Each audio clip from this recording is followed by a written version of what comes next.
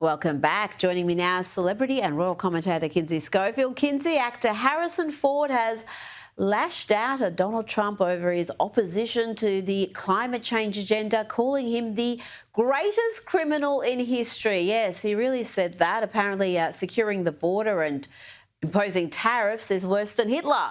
Ford told The Guardian Trump doesn't have any policies. He has whims. It scares the SIHIT out of me, the ignorance, the hubris, the lies, the perfidy. Trump knows better, but he's an instrument of the status quo and is making money hand over fist while the world goes to hell in a handbasket. It's unbelievable. I don't know of a greater criminal in history. He's losing ground because everything he says is a lie. Kinsey, sounds like the Hollywood has-been needs his loved ones to step in and offer some support. Tell him to stop saying stupid things to The Guardian. I mean, fancy saying Donald Trump doesn't have any policies. Now, you may disagree with those policies, but he certainly has policies, and that's why the left hate him, because he's actually implementing those policies. And a lot of what he says seems to be the mad ravings of a first-year art student. Isn't he too old for this?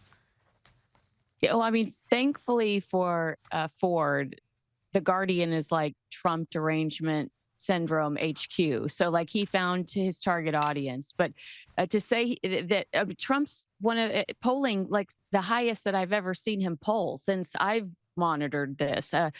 First of all, I don't trust grown men that pierce their ears. They've already proven that their judgment is questionable. Oh, Every time yeah, I see the holes gross. in Harrison Ford's ears, my body literally rejects it. But the greatest criminal in history, open a history book, Harrison Ford. Tyrants usually don't waste their time freeing hostages or at least trying to create peace. That's it. What have we got? 8 or 9 peace deals in his Yeah. second term, greatest criminal in Yeah. history. I mean, really, Harrison Ford, what an absolute idiotic buffoon you are. But let's go to another celebrity, Nicki Minaj. She's getting intense backlash from the left because she supported Donald Trump's decision to list Nigeria as a country of particular concern over Islamist attacks against Christians. Nicki Minaj wrote on X, "This made me feel a deep sense of gratitude. We live in a country where we can freely worship God. No group should ever be persecuted for practicing their religion. Thank you to the president and his team for taking this seriously. God bless every persecuted Christian. Let's remember to lift them up in prayer." I mean, who could possibly read that and be upset?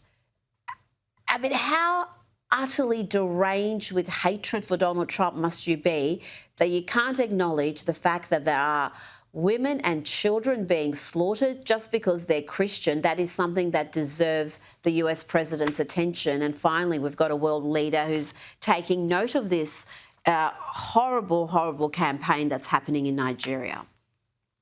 Well, thankfully, Nicki Minaj is in a fight with someone new every week, so she can hold her own. But the reaction to her message will make you question humanity if you sit back and read some of those Mm. reactions to the tweets. Yeah, like you said, imagine attacking someone viciously for applauding, protecting Christianity, and they're taking personal swipes at her, and blaming her for things that are just totally unrelated to what she's trying to say, that we should be proud of the country that and the president we have based on our freedom to worship. So I can't tell you anything other than the fact that I'm so thoroughly disappointed in humanity, and I wish that they would take a moment to log off the internet and just do some self-reflection.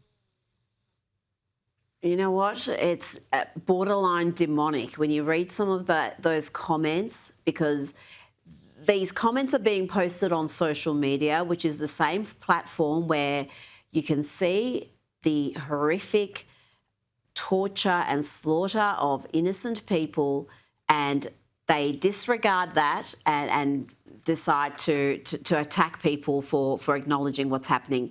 Now, let's talk about the royals. The UK government has announced it will move to strip the man formerly known as Prince Andrew of his honorary title of Vice Admiral. That was his last remaining military rank. Andrew was stripped of his other honorary military titles by his mother, the late Queen Elizabeth. That was back in 2022.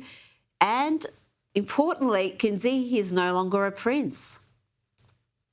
That's true. I mean, what a whirlwind week that was last week in London. I was in bed and everybody was like, you got to get out of bed. You got to get out, run across the street. Prince Andrew just lost his titles. I feel like I thought it would be, I thought it would come inevitably, but I thought it was going to be much more difficult than this. And to be fair, the palace made it sound like there were going to be hoops that they were going to have to jump through. And I mean, the reality is we see how easy it's been for them to just strip him of all of these titles and all of these honors. Harry and Meghan should be shaking in their boots now that we've seen how easy it can be. But it's interesting because I've seen a series of different reports about who ultimately was the one that put the hammer down. Was it Queen Camilla? Was it Catherine, the Princess of Wales? In some articles, it's Prince William because he did not want to inherit the Andrew problem. At the end of the day, everyone wanted it done, wanted this to be over with. And it was King Charles. He's the boss. No one else made that decision and couldn't but him.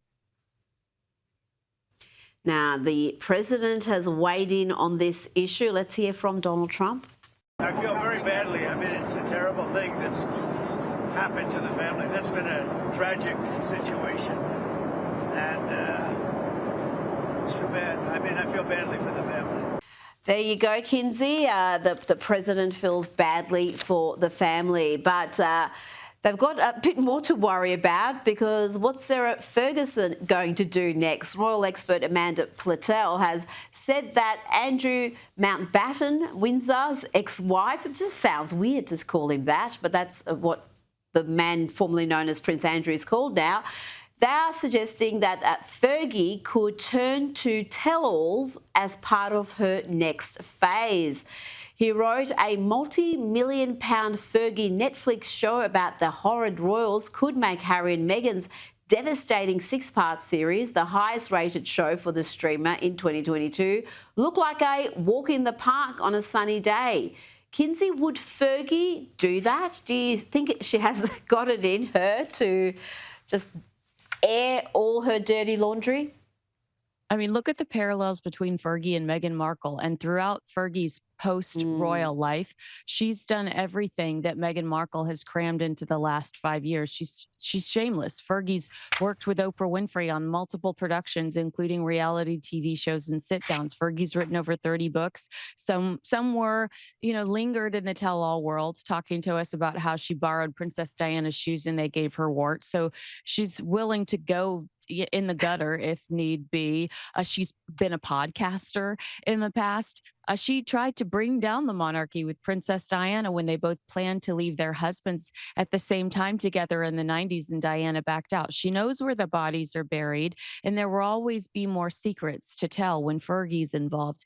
The only thing stopping her is her daughter's royal futures. Watch this space to see how much she's willing to jeopardize that.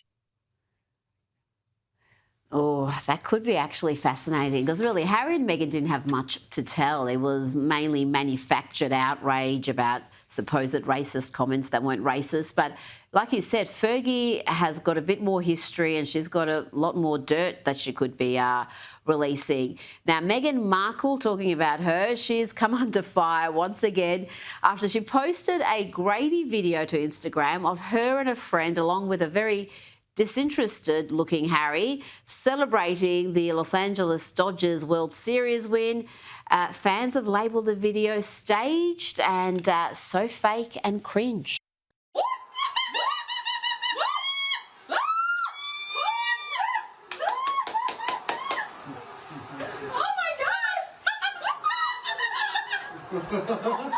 Kinsey, if that's staged, then Harry has given up because he gave nothing there. Harry hates the paparazzi and he married one. I mean, to me, this is fake. Meghan ran around with the competing team's caps on while she lived her entire time she lived in Canada. She wore the other team's hat. So she can't even show loyalty to a sports team. But my favorite online comment was, imagine a former royal Prince Harry being reduced to being an unpaid extra in his wife's deluded fantasy world. I mean, it's sad. It's so sad. It's sad because it's true. Kinsey, thank you so much for your time.